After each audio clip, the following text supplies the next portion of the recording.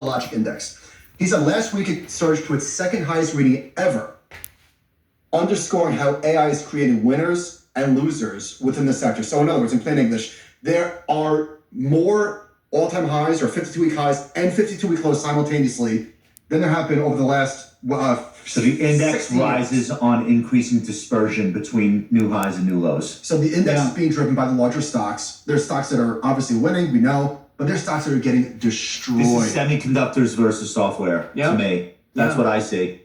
Yeah, I think it makes sense because when you're in a big cycle like this, the winners are easy to identify because they have visibility, but it doesn't mean the losers are dead mat. But for now, they're kind of untouchable. This should be a good stock picking environment. A lot of people are saying the weakness in the software sector can be attributed to the employment picture and just less hiring, weaker hiring, which makes sense. Businesses spend more on software when they have a higher headcount, right? You need less seats or more seats for an enterprise. So that's one part of it. And the second part of it is disruption. What software is being disrupted right before our eyes by AI? Yeah. And one of the poster children people cite is the chart of Salesforce.com, CRM. Salesforce would say, no, you don't understand. We're going to invent agentic AI. The market doesn't think so.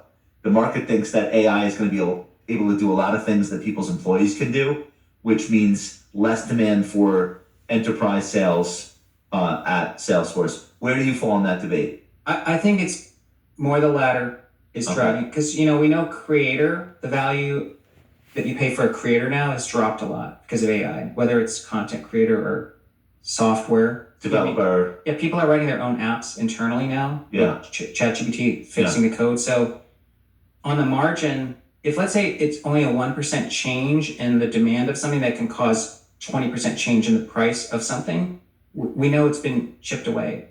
Okay. So you think the weakness in the enterprise software space is somewhat warranted?